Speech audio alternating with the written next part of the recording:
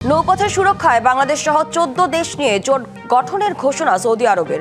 জর্ডানে 3টি F-35 যুদ্ধ বিমান ধ্বংসের দাবি IRGC-র। দেখছিলেন সংবাদ শিরোনাম, এবার জানাবো খবরে বিস্তারিত। নৌপথের সুরক্ষায় বাংলাদেশ সহ 14টি দেশ নিয়ে জোট গঠনের ঘোষণা দিয়েছে সৌদি আরব। লোহিত সাগর ও এডেন উপসাগরে নিরাপত্তা নিশ্চিত করবে এই জোট। এদিকে ইরানের কেশম দ্বীপে যুক্তরাষ্ট্র হামলার জবাবে ফের জর্ডানে মার্কিন ঘাঁটিতে হামলা চালিয়েছে ইরান। এ সময় 3টি মার্কিন F-35 যুদ্ধ বিমান ধ্বংসের দাবি করেছে ইরানের বিপ্লবী গার্ড বাহিনী। ইরানের কেশম দ্বীপে হামলা চালিয়েছে যুক্তরাষ্ট্র। এতে নিহত হয় এক দম্পতি ও তাদের সন্তান। এরপরই প্রতিশোধ নেয় তেহরান। বৃহস্পতিবার জর্ডানের আল আজরাক ঘাঁটিতে মিসাইল ছোড়ে ইরানের বিপ্লবী গার্ড। এ সময় 3টি মার্কিন F-35 যুদ্ধবিমান ধ্বংসের দাবি তাদের। আরও 3টি বিমান মারাত্মকভাবে ক্ষতিগ্রস্ত হয়েছে। হামলায় বেশ কয়েকজন মার্কিন ক্রু নিহতের দাবি করছে তেহরান। তবে জর্ডানের সেনাবাহিনী বলছে ভিন্ন কথা। তারা আকাশে অন্তত 5টি মিসাইল ধ্বংসের দাবি করেছে। F-35 ধ্বংসের বিষয়টি যুক্তরাষ্ট্র বা জর্ডান এখনও নিশ্চিত করেনি। এর আগে ইরানেও ব্যাপক হামলা চালায় যুক্তরাষ্ট্র। খুজেস্তান, বুশের ও কেশম দ্বীপে এ হামলা হয়। এই হামলায় IRGC-র 3 সদস্য নিহত হন। এই পাল্টাপাল্টি হামলার জেরে বিশ্ব অর্থনীতি পড়েছে হুমকির মুখে। কার্যত বন্ধ হয়ে গেছে হরমুজ প্রণালী। সাগরে ক্রমাগত হামলা চালাচ্ছে ইয়েমেনি হুতি বিদ্রোহীরা। তাই বাণিজ্য সচল রাখতে নতুন পদক্ষেপ নিয়েছে সৌদি আরব। বহুজাতিক সামুদ্রিক জোট গঠনের ঘোষণা দিয়েছে রিয়াদ। এই জোটের উদ্দেশ্য স্পষ্ট, সাগরে নৌ চলাচলের স্বাধীনতা নিশ্চিতের পাশাপাশি আন্তর্জাতিক বাণিজ্যের পথ সুরক্ষিত রাখা। সৌদি আরব সহ এ জোটে বাংলাদেশ, তুরস্ক, মিশর, পাকিস্তান সহ 14টি দেশ থাকবে। জোটের সদর দপ্তর হবে সৌদি আরবে। দেশগুলো নিজেদের মধ্যে গোয়েন্দা তথ্য বিনিময় করবে। তারা যৌথ সামরিক অভিযানও সমন্বয় করবে। তবে এই জোটে যোগ দেয়নি সংযুক্ত আরব আমিরাত ও ওমান। জয় রায়, ডিবিসি নিউজ ডেস্ক। পাকিস্তানের কারাকোরাম পর্বতমালার 8,047 মিটার উচ্চতার ব্রড পিকে ভয়াবহ তুষারধসের ঘটনায় বিশ্বখ্যাত পর্বতারোহী নির্মল নিমস পুরজার নেতৃত্বাধীন আন্তর্জাতিক অভিযাত্রী দলের নিখোঁজ 10 সদস্যের মধ্যে 4 জনের মরদেহ উদ্ধার করা হয়েছে। Alpine club of Pakistan ACP জানিয়েছে, বৃহস্পতিবার দুপুরে ক্যাম্প 3 এর দিকে যাওয়ার সময় এই তুষারধসের ঘটনা ঘটে এবং পর্বতারোহীদের সঙ্গে সমস্ত যোগাযোগ বিচ্ছিন্ন হয়ে যায়।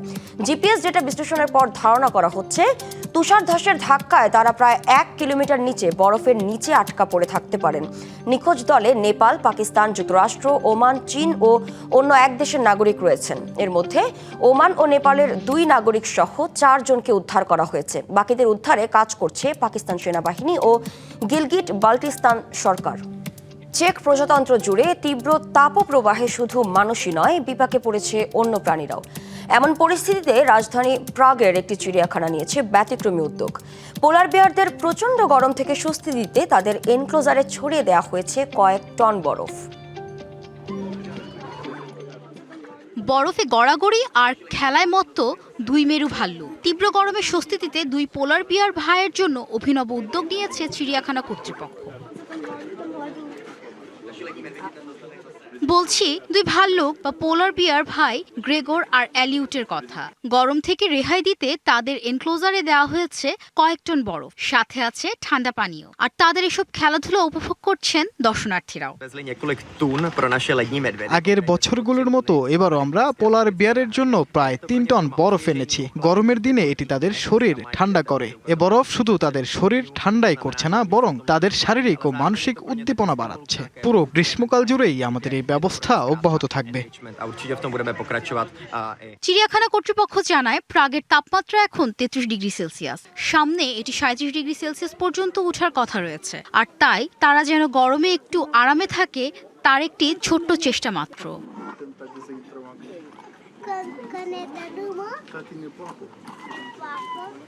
Rahnuma Farmin, DBC news desk.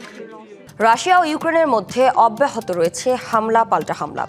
স্থানীয় সময় বৃহস্পতিবার রাশিয়ার ভলগোগ্রাদ অঞ্চলে একটি জ্বালানি স্থাপনায় ড্রোন হামলা চালিয়েছে ইউক্রেন। অন্যদিকে ইউক্রেনের দিনিপ্রো পেত্রোভস্ক অঞ্চলের পাভলোহ্রাদ শহরে রুশ হামলায় অন্তত 3 জন নিহত এবং 10 জন আহত হয়েছেন। রাশিয়ার প্রতিরক্ষা মন্ত্রণালয় দাবি করেছে, বৃহস্পতিবার রাতে স্থল, সমুদ্র ও আকাশপথে ক্ষেপণাস্ত্র এবং ড্রোন হামলায় ইউক্রেনের সামরিক বিমান ঘাঁটি ও প্রতিরক্ষা শিল্প স্থাপনায় ব্যাপক হামলা চালানো হয়েছে। মস্কোর দাবি, খার্কিভ, সুমি ও দোনেৎস্ক অঞ্চলের 4টি বসতির নিয়ন্ত্রণও তারা নিয়েছে। অন্যদিকে ইউক্রেনের সশস্ত্র বাহিনীর জেনারেল স্টাফ জানিয়েছে, গত 24 ঘন্টায় ফ্রন্ট লাইনে তাদের বাহিনী একাধিক এলাকায় রুশ হামলা প্রতিহত করেছে। একই সঙ্গে রুশ অবস্থান লক্ষ্য করে পাল্টা হামলা চালানোর দাবি করেছে ইউক্রেনীয় বাহিনী। প্রচণ্ড গরম আর শহরের কোলাহল থেকে বাঁচতে পাহাড়ের শান্ত পরিবেশ খোঁজেন অনেকেই। ইরাকের কুর্দিস্তান অঞ্চলের দুহক এমনই এক পর্যটন স্পট। ছুটির দিনে হাজার হাজার মানুষ ছুটে যান দুহকে। পাহাড়ের চূড়ায় ক্যাম্পিং থেকে শুরু করে ট্রেকিং, শুধু হাইকিং বা ট্রেকিংই নয়, নদীর তীরে এবং পাহাড়ের উপত্যকায় রাত কাটানোর জন্য ক্যাম্পিং ইরাকে তরুণদের কাছে বেশ জনপ্রিয়। শহরের যান্ত্রিক জীবন থেকে দূরে প্রকৃতির মাঝে একটু শান্তির খোঁজে পরিবার কিংবা বন্ধুদের নিয়ে অনেকেই ছুটে আসছেন কুর্দিস্তান অঞ্চলের দুহক শহরে। শহরের যান্ত্রিক জীবন থেকে একটু ছুটি চেয়েছিলাম। এখানকার পরিবেশ অসাধারণ, আবহাওয়াও খুব সুন্দর। পাহাড়ে ঘুরে বেড়ানো আর রাতে ক্যাম্পিং করার অভিজ্ঞতা সত্যিই দারুণ। এলাকাটি শীতল, গরম একেবারেই অনুভূত হয় না এবং থাকার জায়গায় বিদ্যুৎ সরবরাহ ভালো ও সহজলভ্য। পর্যটকদের এ ঢল দুহকের অর্থনীতিতেও বড় ভূমিকা রাখছে।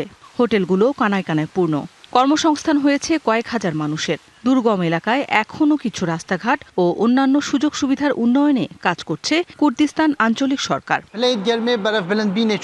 তাপমাত্রা বাড়তে শুরু করায় পর্যটকদের সংখ্যা দিন দিন বাড়ছে। স্কুলের ছুটিও শুরু হয়েছে।